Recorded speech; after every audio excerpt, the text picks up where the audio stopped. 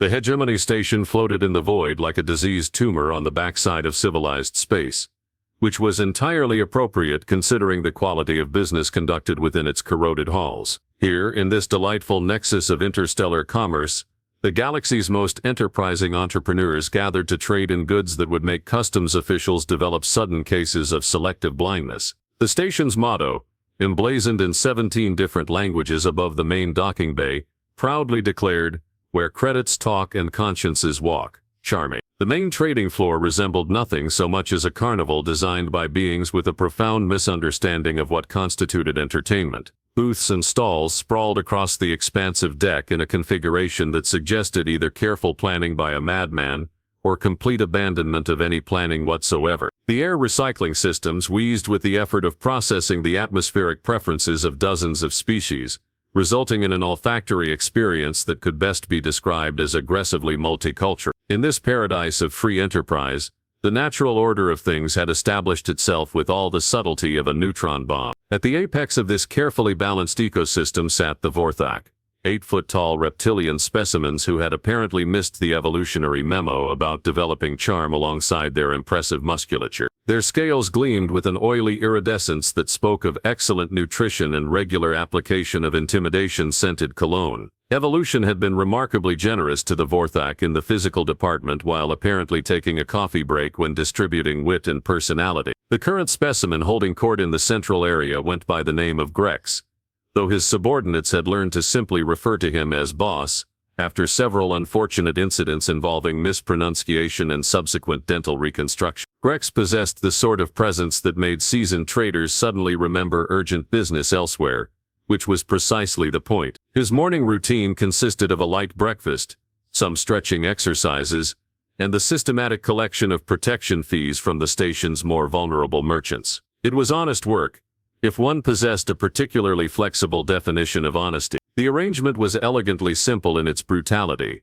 Merchants paid a modest fee, typically 30% of their daily earnings, and in exchange, the Vorthak ensured their continued ability to breathe, conduct business, and maintain the structural integrity of their various appendages. Those who elected not to participate in this voluntary contribution program quickly discovered that the station's medical facilities, while adequate, charged premium rates for emergency services. This morning's collection rounds proceeded with the smooth efficiency of a well-oiled machine built specifically for extracting credits from reluctant donors. The Centauri gemstone trader handed over his contribution with the resigned air of someone long accustomed to taxation without representation. A cluster of Bellin spice merchants pooled their resources with the sort of cooperative spirit that would have been heartwarming if it hadn't been motivated by shared terror. Even the notoriously stubborn Corvan weapon dealers parted with their fees without their usual protestations about markup percentages and profit margins. The economic philosophy underlying this system was breathtakingly straightforward. Those with bigger teeth got bigger portions. The Vorthak had invested heavily in the dental department, and their return on investment had been spectacular. The smaller, more delicate species had responded by developing highly sophisticated skills in creative accounting, rapid prostration, and the fine art of making themselves as inconspicuous as possible during business hours, which made the human's presence all the more interesting. She occupied a modest booth in the station's third tier, a location that suggested either supreme confidence or complete obliviousness to the local power structure. Her merchandise appeared to consist primarily of technological components and data storage devices. Nothing exotic, nothing that would typically warrant special attention from the entrepreneurial taxation department. She conducted her transactions with the sort of quiet efficiency that spoke of someone comfortable with their business and disinterested in unnecessary drama. The human herself presented an unremarkable figure by most galactic standards. Standing perhaps 5.5 feet in, with the typical soft skin and minimal natural armoring that characterized her species, she appeared to be exactly what the galaxy's conventional wisdom suggested humans were.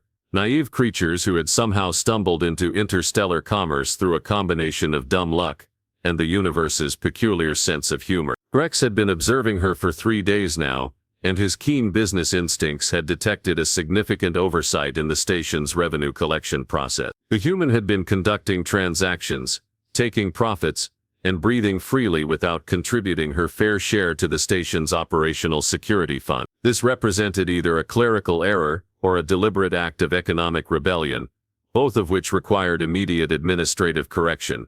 The Vorthak enforcer flexed his considerable shoulders and began making his way through the crowded trading floor toward the human's booth. Around him, conversations dropped to whispers, as merchants sensed the familiar prelude to a collection event. Credit chips ceased their electronic chirping, atmospheric recyclers seemed to hum more quietly, and even the station's ever-present background chatter faded to a respectful murmur. Grex approached with the measured pace of someone who had never encountered a problem that couldn't be solved through the creative application of physical intimidation. His talons clicked against the deck plating in a rhythm that had become the unofficial soundtrack of the station's daily business cycle. Behind him, his two lieutenants followed at a respectful distance, ready to provide backup intimidation services should the situation require additional persuasion. The human looked up from her display terminal as Grex's shadow fell across her booth, and for just a moment, something flickered in her eyes that might have given a more perceptive observer pause. But Grex had built his career on the reliable assumption that smaller meant weaker,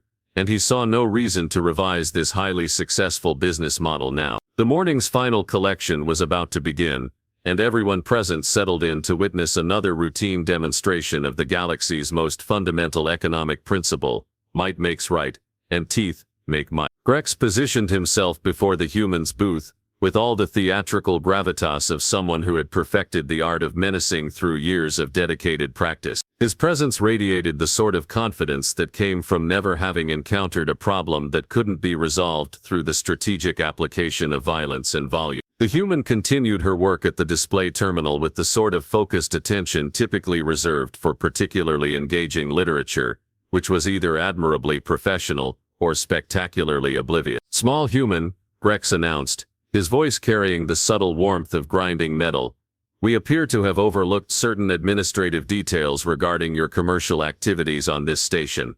The human's fingers paused over her terminal's interface. She looked up with the expression of someone who had just been informed that their favorite restaurant was out of the daily special, mildly disappointed but not particularly surprised by the universe's capacity for minor inconvenience. "Administrative details," she repeated, her tone suggesting she was sampling the phrase like a wine of questionable vintage.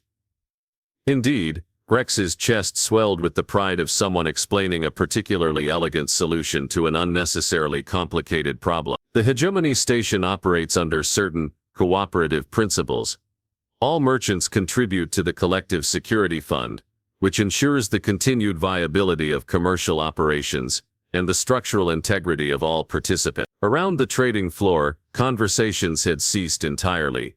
The usual cacophony of interstellar commerce had reduced itself to the sort of respectful silence typically observed during funerals or tax audits. Merchants leaned forward in their stalls with the eager attention of spectators at a particularly interesting accident, while carefully maintaining enough distance to avoid becoming participants in the upcoming educational demonstration. The human nodded thoughtfully, as if considering the philosophical implications of voluntary taxation. "I see, and what percentage of my earnings would this security fund require?" "A modest 30%, Grex replied, magnanimous in his reasonableness. "Quite reasonable considering the comprehensive nature of our protection services." "Protection from whom, exactly?" The question hung in the recycled air like an exotic spice with an unidentifiable aftertaste. Grex's yellow eyes narrowed as his cognitive processes attempted to parse this unexpected deviation from the standard collection script. In his considerable experience, merchants typically progressed directly from initial contact to grateful compliance, with perhaps a brief detour through nervous fidgeting. Philosophical inquiries about the nature of protection services represented uncharted territory. "Protection from those who might interfere with your business operations," he explained, with the patience of someone addressing a particularly slow child. "The galaxy is full of individuals with flexible moral frameworks and predatory commercial instincts." The human appeared to consider this information with the sort of careful attention typically reserved for warranty documentation. "How fascinating. And if I were to decline participation in this security fund?" The temperature in the immediate vicinity seemed to drop several degrees. Grex's lieutenant, a slightly smaller Vorthak named Vex, who compensated for his reduced stature through creative applications of spite, stepped forward with an expression that suggested he had just discovered his favorite hobby. The assembled merchants collectively held their breath, creating a brief but noticeable reduction in the station's atmospheric pressure. Decline. Grex's voice carried the bemused tone of someone who had just been asked to explain the fundamental properties of gravity. I'm afraid that would be inadvisable. The station can be a dangerous place for those without adequate security arrangements. The human leaned back in her chair with the relaxed posture of someone settling in for an entertaining conversation. I appreciate your concern for my welfare. Truly. However, I have certain personal principles regarding protection money. Professional ethics. You might say, professional ethics. The phrase ricocheted around Grex's consciousness, like a poorly designed projectile in an inadequately shielded reactor core. In his extensive career of entrepreneurial taxation, he had encountered resistance based on insufficient funds, temporary cash flow problems, and occasional cases of suicidal bravery. But professional ethics represented a completely novel form of objection, like discovering a new species of particularly annoying insect. Ethics, he repeated, investing the word with all the respect typically accorded to theoretical physics lectures delivered by intoxicated philosophers. Right. The human smiled with the sort of polite expression that suggested she found this entire interaction mildly amusing, rather than potentially life-threatening.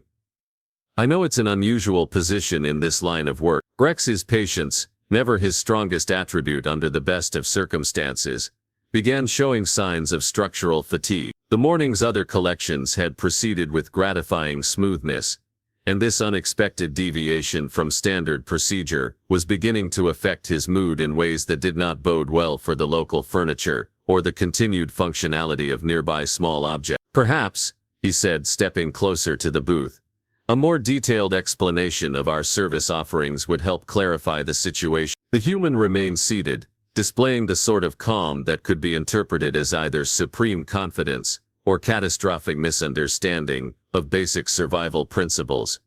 I think I understand the situation quite clearly. Grex reached across the booth's counter with one massive taloned hand, the sort of gesture that had historically preceded rapid attitude adjustments in previous clients.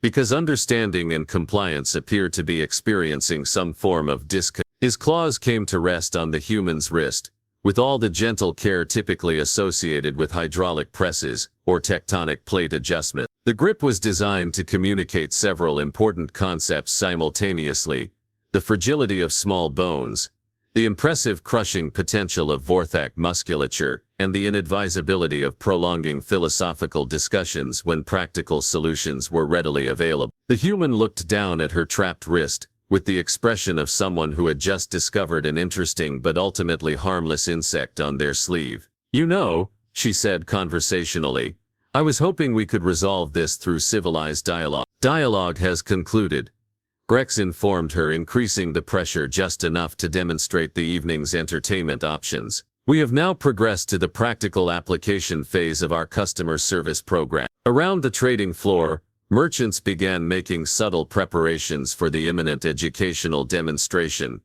Credit chips disappeared into hidden compartments. Valuable merchandise found its way into reinforced storage containers, and the more experienced vendors activated their emergency medical insurance policies with the sort of practiced efficiency that spoke of previous exposure to Vorthak customer relations. The human sighed with the sort of resigned disappointment typically reserved for discovering that one's favorite entertainment venue had been closed due to health code violations. That's really quite unfortunate. She looked up at Grex with eyes that held something the seasoned enforcer couldn't quite identify. For just a moment, his well-developed instincts for detecting trouble sent a brief warning signal through his nervous system, like a distant fire alarm in an otherwise quiet building. But the signal was overwhelmed by the more familiar sensation of absolute physical dominance and the comfortable weight of successful intimidation tactics. Unfortunate for whom? Grex asked, though something in his voice suggested the question was more rhetorical than he had initially intended. The human smile took on a quality that made the recycled air taste faintly metallic. We'll find out. What happened next would later be described by witnesses using terms typically reserved for natural disasters, industrial accidents, and particularly aggressive forms of performance art. The human's transition from seated merchant to kinetic education provider occurred with the sort of fluid precision that suggested extensive prior experience in the field of applied physics demonstration. Her free hand moved with deceptive casualness to grip Grex's wrist just above where his claws encircled her own. To the untrained observer, this might have appeared to be nothing more than a polite attempt at hand-holding, albeit under somewhat unconventional circumstances. Grex, however, immediately discovered that the human possessed a working knowledge of Vorthek anatomy that his species typically kept classified for obvious reason. The pressure point she selected had been designed by evolution as a convenient shut-off switch for the entire arm, presumably for use during medical emergencies or consensual limb deactivation. The human applied this knowledge with the sort of clinical precision that suggested either extensive medical training or a particularly thorough education in the art of therapeutic violence. Grex's triumphant grip transformed instantaneously into a desperate attempt to maintain basic motor function in his dominant appendage. His claws released their prize with the alacrity of someone who had just discovered they were holding a live fusion reactor, and his expression shifted from confident authority to bewildered concern in the time it takes light to travel between adjacent neurons. Fascinating, the human observed, rising from her chair with the fluid grace of someone who had clearly not skipped their morning flexibility exercises. Vorthek neurological architecture is remarkably similar to the theoretical models. Thank you for the practical demonstration. She maintained her grip on Grex's wrist while rotating his arm with the sort of gentle insistence typically used for adjusting delicate scientific instruments. The enforcer found himself bent forward at an increasingly uncomfortable angle, his imposing height becoming a liability as basic geometry worked against him with ruthless efficiency. The assembled merchants watched this development with the sort of fascinated horror typically reserved for traffic accidents involving exotic matter or experimental transportation devices. Their understanding of local power dynamics was undergoing rapid and comprehensive revision, like watching a carefully constructed house of cards discover the fundamental properties of seismic activity. "This is impossible," Vex announced from his position several feet away, apparently operating under the assumption that declaring something impossible would somehow make it so. His worldview was experiencing the sort of structural damage typically associated with earthquakes or revolutionary scientific discoveries. The human glanced in his direction with the expression of someone who had just been informed that gravity was having an off day. "Impossible is such a strong word. I prefer statistically improbable."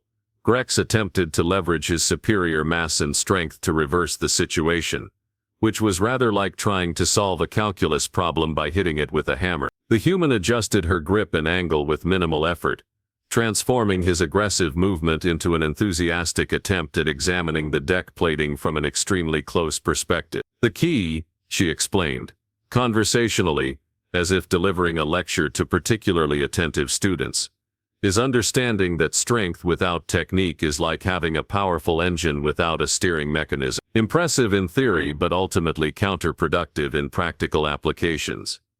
Vex, demonstrating the sort of learning curve typically associated with geological formations, decided that the situation required additional Vorthek participation. He approached with the confident stride of someone who had just solved a complex mathematical equation by doubling all the variables, his claws extended in what he presumably believed to be a threatening manner. The human observed his approach with the mild interest of someone watching a mildly entertaining street performance. "Oh good.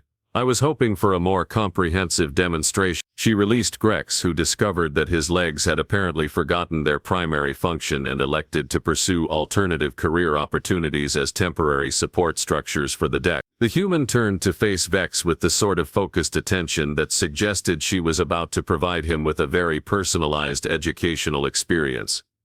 Vex's charge might have been effective against a stationary target with limited mobility and poor reflexes. Unfortunately for his career prospects, the human possessed none of these convenient characteristics. She stepped aside with the minimal effort required to avoid a collision with a particularly slow-moving asteroid, and Vex discovered that momentum was not always his friend. The humans' counterattack involved a series of movements that appeared deceptively simple but produced results that violated several fundamental assumptions about the relationship between size and combat effectiveness. Vex found himself experiencing a comprehensive lesson in applied physics, with particular emphasis on leverage, joint manipulation, and the creative application of gravitational force. Station security chose this moment to arrive, apparently operating under the assumption that their presence would restore order to what they presumed was a standard merchant versus enforcer dispute. The three uniformed galactic patrol officers approached with the confident swagger of professionals who had dealt with similar situations countless times and expected this one to follow the same predictable pattern. "All right, break it up," announced the lead officer, a Centaurian whose extensive experience with station disputes had not prepared him for the sight of two Vorthek enforcers experiencing involuntary intimate contact with the deck plating, while a human female stood over them with the relaxed posture of someone who had just finished a light workout. The human turned toward the security team with a smile that managed to be both polite and somehow deeply concerning. "Officers, perfect timing." She reached into her jacket with the sort of casual movement that made all three security personnel tense instinctively. But instead of producing a weapon, she withdrew a small identification credential that gleamed with the sort of official authenticity that made experienced law enforcement officers suddenly very interested in procedural compliance. "Agent Blackstone, Terran Colonial Investigation Division," she announced, her voice carrying the sort of authority that made grown aliens suddenly remember urgent appointments elsewhere. "I believe we need to discuss some irregularities in this station's operational procedure." The security officers examined her credentials with the sort of careful attention typically reserved for defusing explosive devices, or reading contracts written by particularly creative lawyers. Their expressions underwent a transformation that suggested their understanding of the situation was being rapidly and comprehensively updated. "Ma'am," the lead officer managed, his voice carrying the sort of respect typically accorded to natural disasters and tax auditors, "we weren't aware of any ongoing investigation." Agent Blackstone's smile took on the quality of someone who had just discovered that their favorite restaurant was offering a special discount on their preferred menu items. That was rather the point. The aftermath of Agent Blackstone's educational demonstration resembled nothing so much as a particularly sophisticated theatrical performance. If one imagined theater where the audience consisted entirely of nervous merchants and the stage was littered with groaning reptilian enforcers experiencing sudden career transition, the trading floor had achieved the sort of perfect silence typically associated with vacuum chambers or libraries during final examination. Grex, having recently discovered that his understanding of human capabilities had been based on what could charitably be described as incomplete data, attempted to salvage some measure of dignity from his current position on the deck. His efforts were hampered by the fact that several of his joints had been introduced to concepts of flexibility that his species had not evolved to appreciate. "This is highly irregular," he managed, his voice carrying all the authority of someone filing a complaint from inside a trash compactor. "The hegemony station operates under established protocols.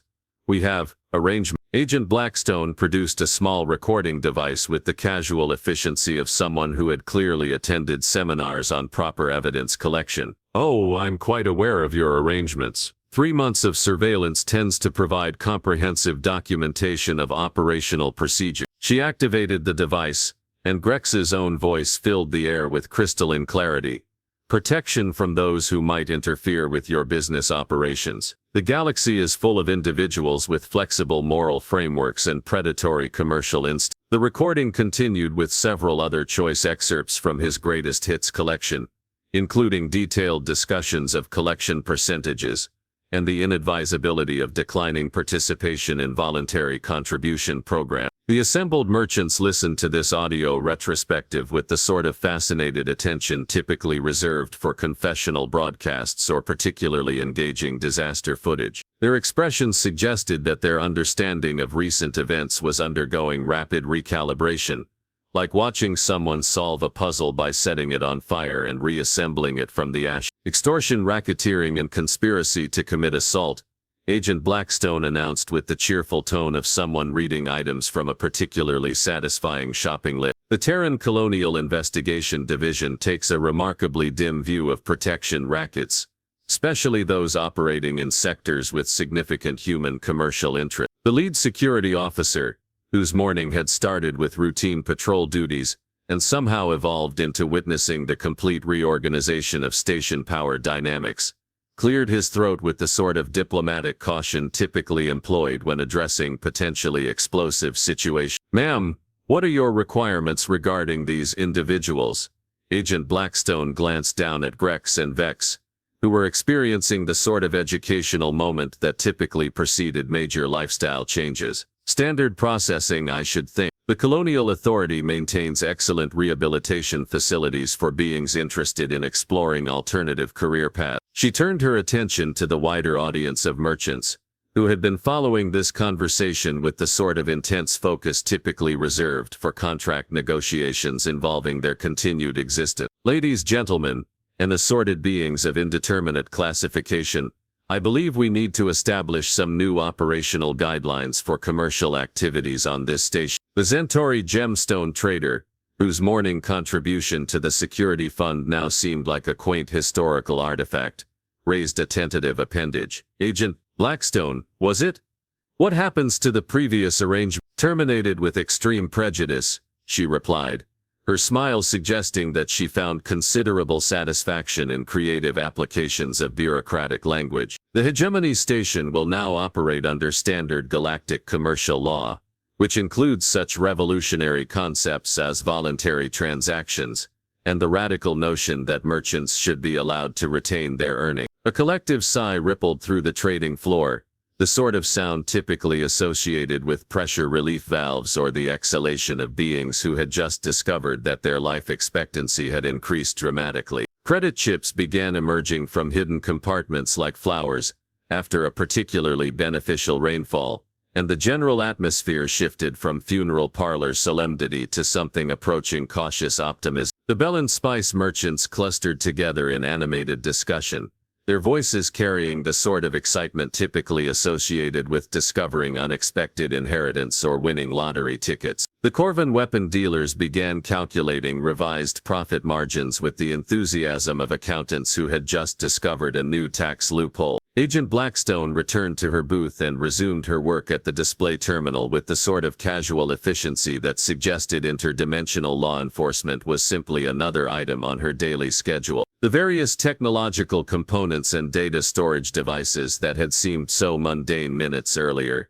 now carried the subtle aura of sophisticated surveillance equipment, masquerading as routine merchant business as usual then, she announced to no one in particular, though her voice carried clearly across the trading floor.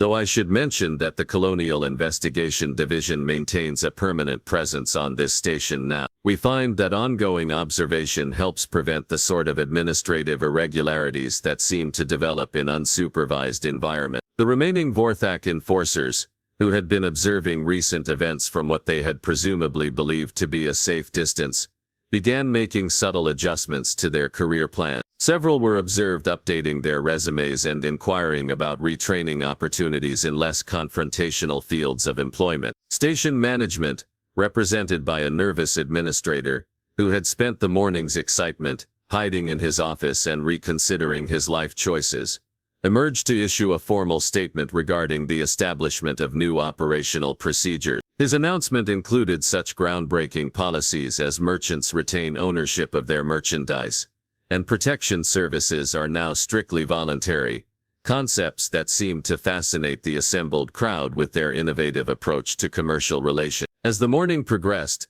the hegemony station began adapting to its new reality, with the sort of rapid organizational change typically associated with evolutionary leaps or software updates. Merchants conducted their business with expressions of barely contained amazement, as if they had just discovered that breathing was optional and they could fly instead. Agent Blackstone continued her routine trading activities, though observant individuals might have noticed that other merchants now gave her booth a respectful buffer zone typically reserved for radiation sources or particularly temperamental explosive devices. When she looked up from her terminal to address potential customers, conversations occurred with the sort of polite efficiency that suggested everyone involved was acutely aware that they were dealing with someone who had recently redefined the local understanding of human capability. The galaxy's conventional wisdom regarding humans had taken a significant hit that morning, like a carefully constructed theory encountering inconvenient facts at high velocity. The soft, naive creatures who had supposedly stumbled into interstellar commerce through dumb luck were beginning to look suspiciously like apex predators, who had simply been waiting for an appropriate moment to demonstrate their qualification. And in the end, as Agent Blackstone filed her daily reports and prepared for another routine day of undercover commercial activities, the universe continued its grand tradition of teaching expensive lessons to those who confused appearance with capability. The Hegemony Station had learned that sometimes the most dangerous beings in the galaxy were the ones who looked like they posed no threat at all. After all, predators who advertised their capabilities rarely caught anything worth hunting.